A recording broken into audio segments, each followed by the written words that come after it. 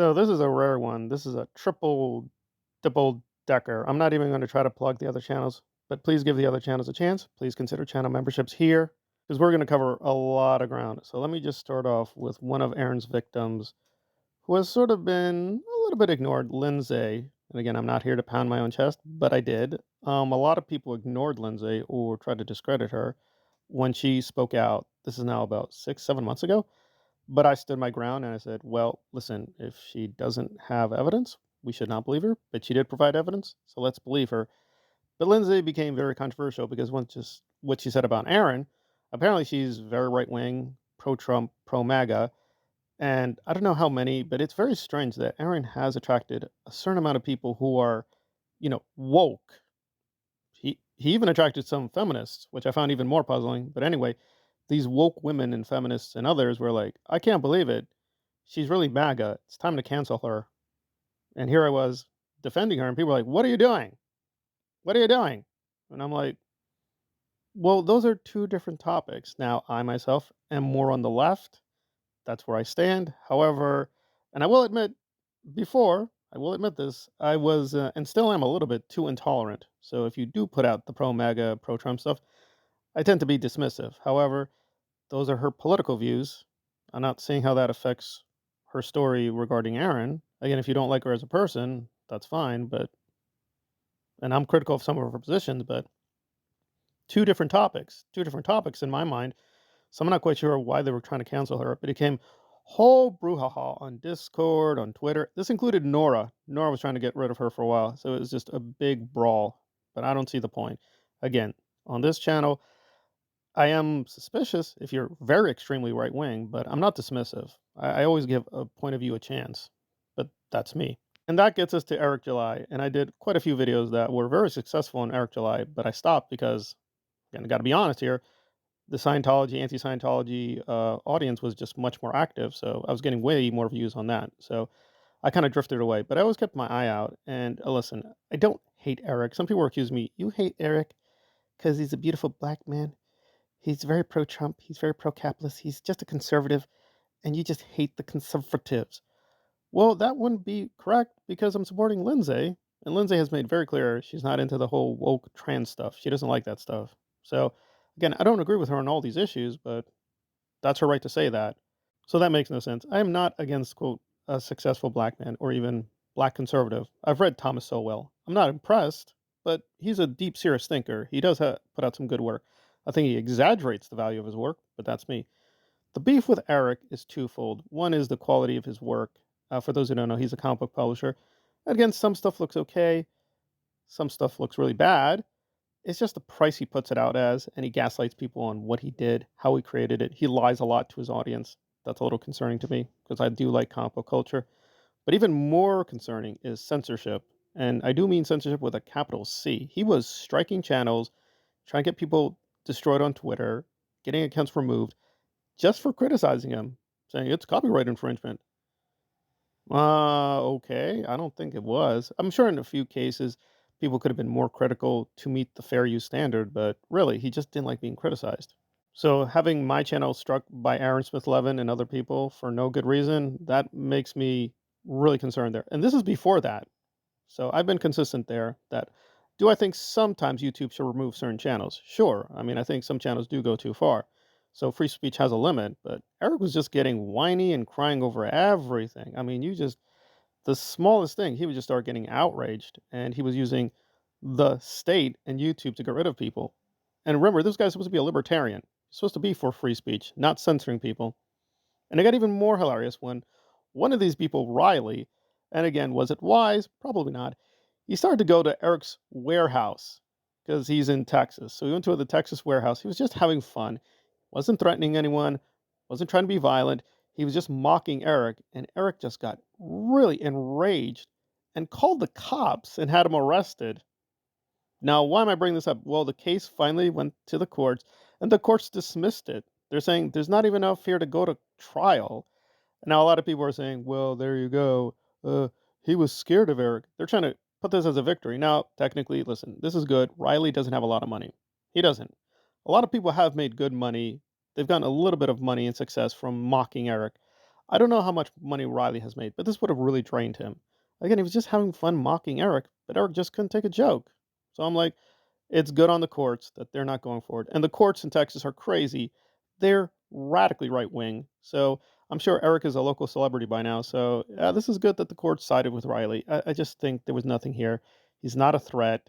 He's just having fun. Now, I agree, if he goes too far, Eric could have done something, but it's still contradicting his own principles, and it's just not improving the quality of his work. But Eric has thankfully calmed down a little bit. He's not striking people as much, but he is still censoring people, blocking people, and getting really angry over the most minor criticisms. I don't know. The guy really needs to just grow a backbone. He just needs to grow up. He's acting like such a little baby. So good on the courts. But now let us dive into the third topic, which I'm sure I'm going to get a little unpopularity for. Now, there is an issue of substance, but I'm not even going to touch that because before DOA and Nora went to war with one another. Now, as much as I don't like DOA, he is a real activist. I don't like what he's an activist for. And trying to pin down what his activism is about is really hard. I mean, he is all over the place. He's either super woke, racist. Yeah, he's been copying racist. Uh, very pro-liberal, pro-anarchist, very leftist, but then very right-wing. It's very hard to track him. But good or bad, he actually does get out there. Whether he's doing good activism or not, well, there you go. But he is an activist. He is boots on the ground guy. Nora barely does any real activism of that sort. And yes, I can say these things because I have been in part of marches. I've been part of protests that went terribly bad. Like we were the only three people there in the rain and cold. So I put my time in. I'm not ashamed of what I've done. I think I could have done more. So that's fine if Nora wants to sit on her fat ass and just whine, because when she gets out in the streets, it is a joke. It's just her with a camera, sometimes with Liz Gale, mocking the Scientologists. By the way, the place where they're at, the Scientologists are really, really weak. Even the police are mocking the Scientologists there. So you're like, there's no threat. There's no heroism. There's no bravery. But she still play acts like, oh, oh, I did a lot, guys. I went to the org today and mocked them again. Nice. Nice. And yes, people informed me, and I was there for a little bit. She put out this 8-hour massive rant.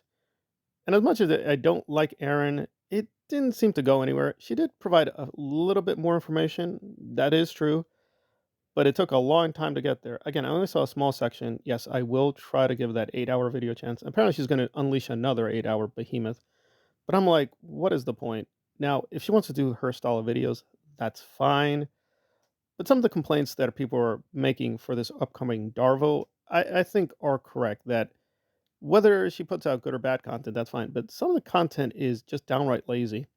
And I did give some of the longer videos a chance. Like she did this 2-hour thing on propaganda and Hubbard.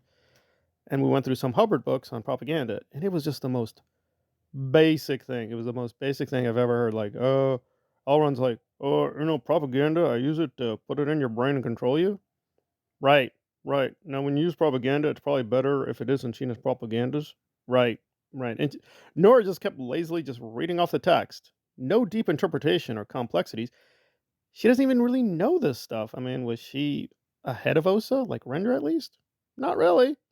So she's just reading the text. And with Aaron now, she's diagnosing him as a narcissist. Okay, fine. She's not really trained in this. She just lazily reads an online article saying, guys, here's a narcissist. Here's a definition on my onlines. Reads the article for about 20 minutes, and we're like, I could have done that myself. You didn't bring anything new to the table. People keep telling me, you got to give Nora a chance. Yeah, she lied about you. She lied a lot about other people, like the McLaurys. She lied about that. She keeps wanting people to forget that part. The McLaurys, very long-time activists, blew the whistle, were part of the Lisa McPherson case. Yeah, that's all forgotten for Nora. So, listen, I'm always willing to give people another chance, but holy cow.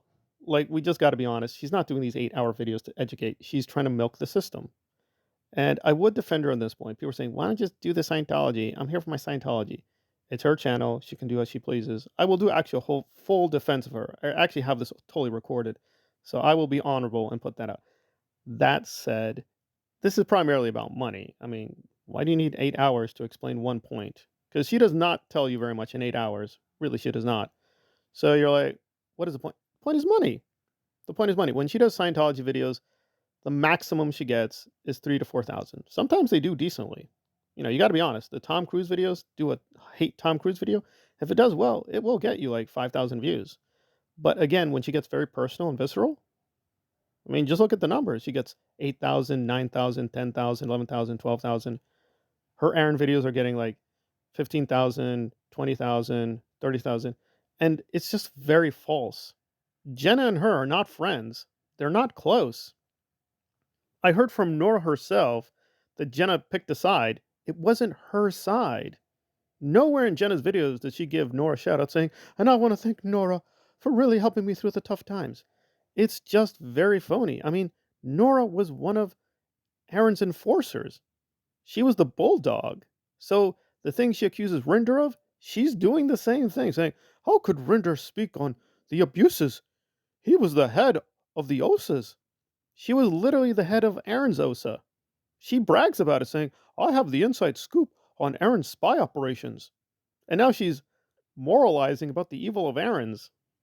I'm like, really? Really? Really? So, anyway, but I will give it a shot. I'll give her 8-hour Apocalypse a chance, and I will look at the Darvo, but really, she should just be honest. And she has said, "Listen, I'm here for the money." No, you're really only here for the money, trying to make yourself out into being activist/capitalist. I mean, there are a few people who do it, like Noam Chomsky. Noam Chomsky makes a lot of money being an activist, but he has put in the time and effort, and he actually does do a lot with his wealth. With Nora, I mean, again, she's not making that much money, but really, she's also not doing that much education. Let's be honest.